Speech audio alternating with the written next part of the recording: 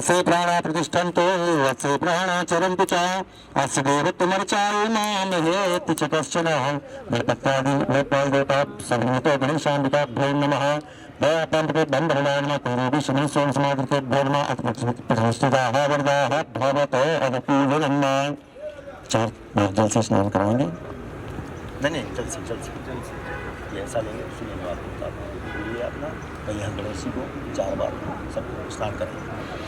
एतावानश्च महिमातो जायाः च पूर्वकः पादोऽस्य विश्वभूतानि कृपादस्यामृतन्दिने कृपादोर्धं पूर्वकः पादोऽस्य भूपुनः ततो प्रबन्धकामशासनासनस्नेऽभि गणेशाम्बिकाभ्यां नमः। पाद्योः पाद्यं हस्तोर्धं क्रियाचमीं सर्वां स्नानं जलं समर्पयामि। अथ वस्त्रोपवस्त्रं हरि ओं मा ओं वसोः पवित्रमसि शतधारं वसोः पवित्रमसि सहस्रधारं मा देवस्वा सविता पुनः वसोः पवित्रेण शतधारेण स्वाकामधुच्छः सर्वभूषादिकेशो मे लोकलज्जानिवारिणे मयोपपादिते तुभ्यं वाससि प्रतिगृह्यतां युवासुवासा परिवीतयागासौ श्रेयान्नोति जायमानः सन्धिरासा क उन्नयन्ति स्वाभ्यो मनसा देवयन्तः। वस्त्रोपवस्त्रं समर्पयामि वस्त्रान्ते आचमनीयं जलं समर्पयामि। यज्ञोपवीतं मां ब्रह्मज्ञानं प्रथमं पुरस्ताद् ऋषिमतः सुक्षोभेन यावः सपुण्या सुविष्टाः सकश्च योनिम सकश्च विवाह।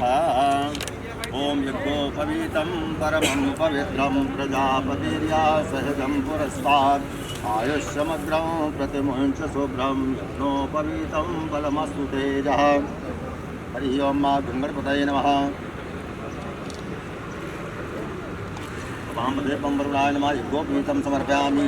रेट मिले तो चाहेंगे इस कथा के बाद सिद्धार्थ ठाकुर को यहाँ अच्छे से अच्छा रेट मिले। आचार्य जी आप क्या कुछ कहना चाहेंगे अयोध्या से यहाँ पर आए? निरंजन जी ले लो पहले। ठाकुर जी आपसे शुरुआत करेंगे जिस तरीके से यहाँ पर जो इन्होंने कहा है। जय श्री राम।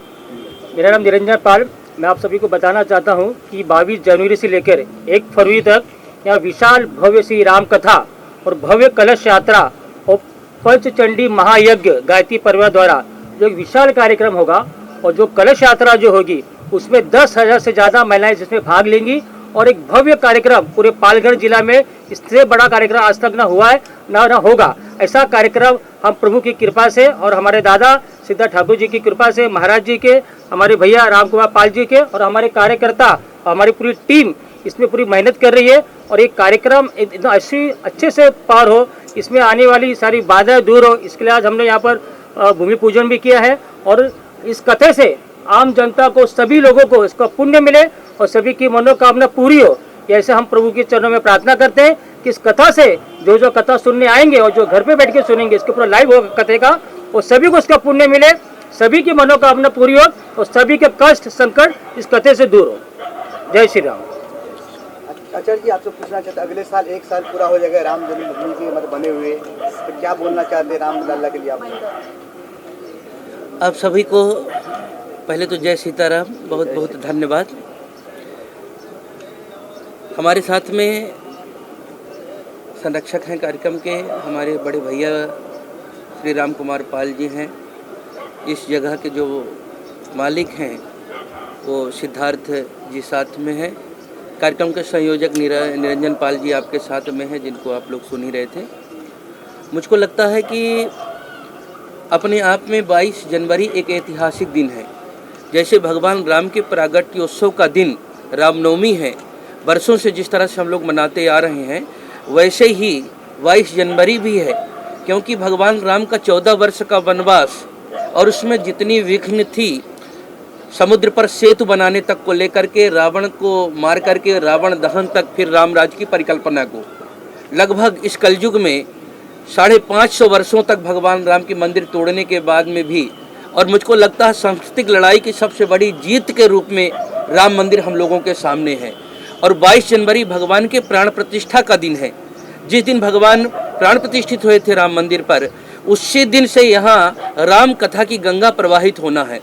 मुझको इसलिए भी खुशी हो रही कि इस पावन भूमि का संबंध शिवाजी महाराज से है, जिनका योगदान राष्ट्र हित में, समाज हित में हम सभी को पता, छुपा नहीं है।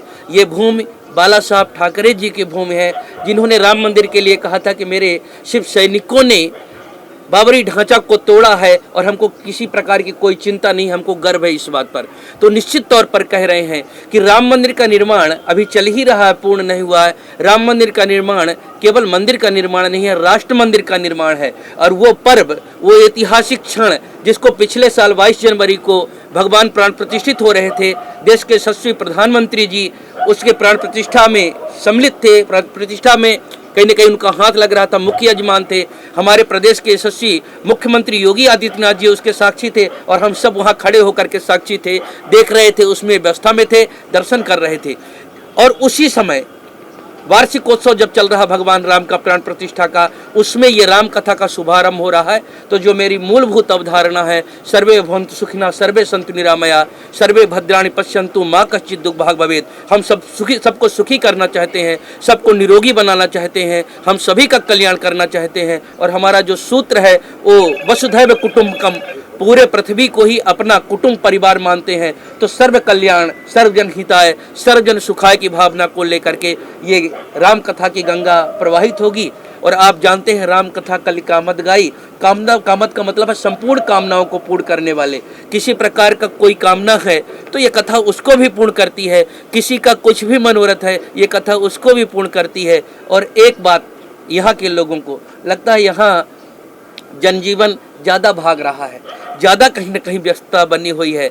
और रामचरितमानस ही नामा सुनत श्रवण पाई विश्रामा, भगवान की कथा थोड़ी हृदय को विश्राम देने वाली है। हम मंगल ग्रह तक पहुंच गए, जीवन में मंगल कैसे आएगा, और राम कथा ही जीवन में मंगल ला सकती है। इसलिए यहाँ पर हम राम कथा, श्री राम महायज्ञ सृष्टि का कहीं ना कहीं शुद्धिकरण के लिए, स्वस्थ प्रकृति के लिए हम लोग भव्यता के साथ, शुद्धता के साथ करेंगे। ये हमारा मूल उद्देश्य है।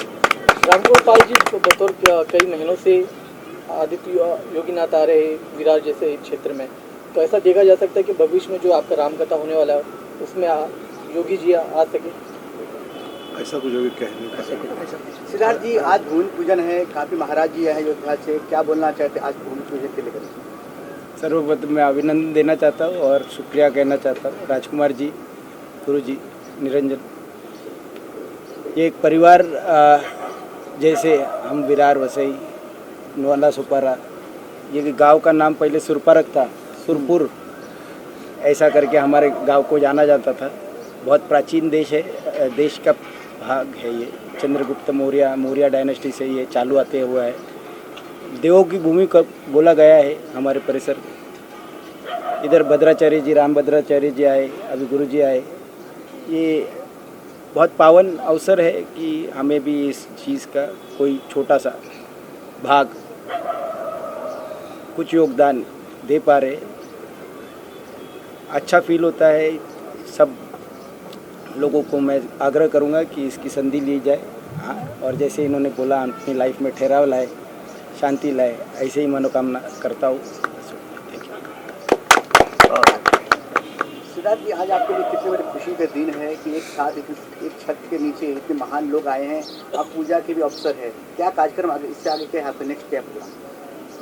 सर, कार्यक्रम पर्टिकुलरली हम आज जनता के बीच में जाके जो प्रसार और आज जो लाइफस्टाइल जी रहे हैं लोग, और उसमें से जो ठहराव ये कथा लाती है, ये सबको आज कोई ना कोई सामाजिक काम, कोई धार्मिक काम, ये सब से हमारा परिवार हमेशा जुड़ा हुआ है ये। और अच्छा लगता है कि मैं उसका छोटा सा जो भी पात्र प्ले कर सकता हूँ कर पा रहा हूँ। धन्यवाद।